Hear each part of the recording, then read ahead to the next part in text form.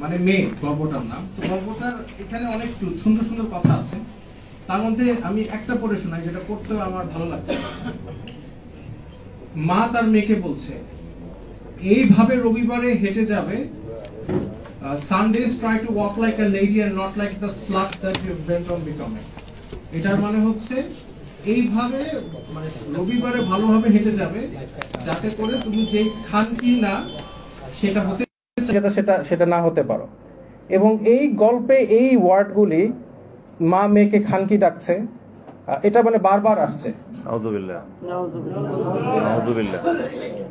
আমি জানি না এই গল্পটা আমাদের সাহিত্য বা ইংলিশের ক্লাস 9-এর বইয়ে থাকার কতটা প্রয়োজন।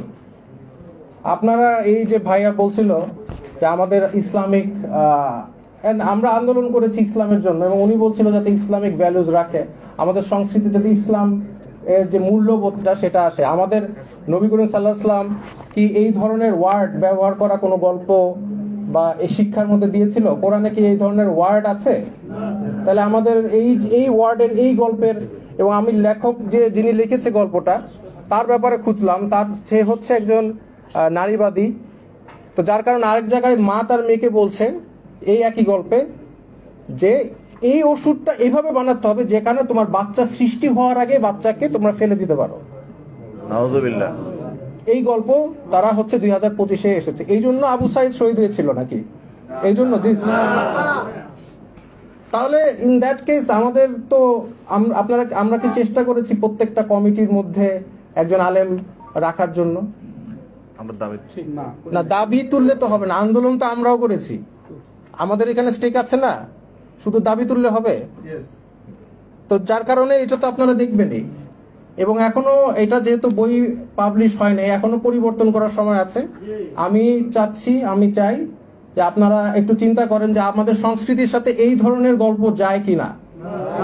আমি এগুলো একটা টিচার ক্লাসের মধ্যে বাচ্চারা তো কম বয়সী বাচ্চারা জিজ্ঞেস করবে যে স্যার এই যে স্লাট কথাটার মানে কি, খানকি মানে কি?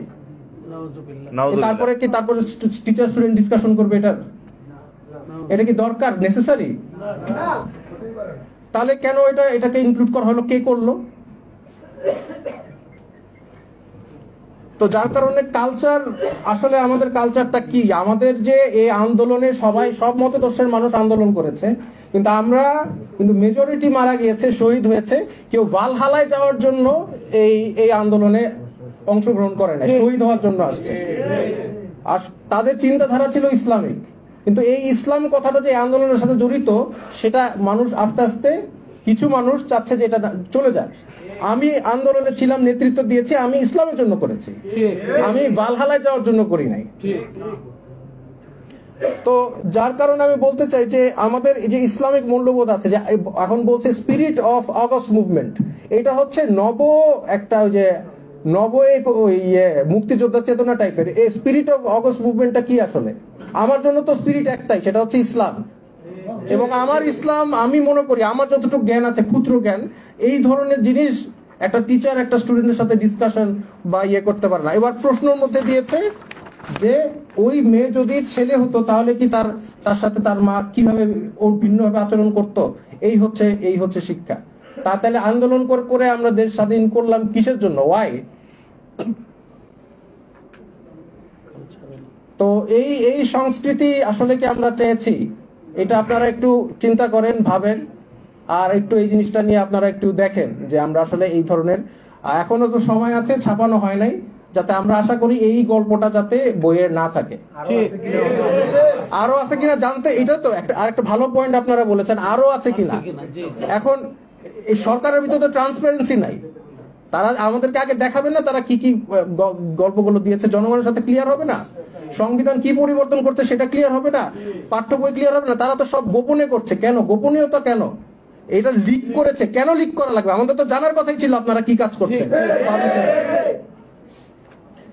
তো এইটাই বলে আমার বক্তব্য শেষ করেছি। আমি যখন এটা জানতে পারি আমি আসলে মানসিকভাবে একটু আহত হই যে এটার জন্য কি আমি জেল খেটেছি, মার খেয়েছি, নির্যাতন হয়েছি এই জন্য। তো যাই হোক, আমি এই বলে আমার বক্তব্য শেষ করছি। আসসালামু আলাইকুম। ধন্যবাদ।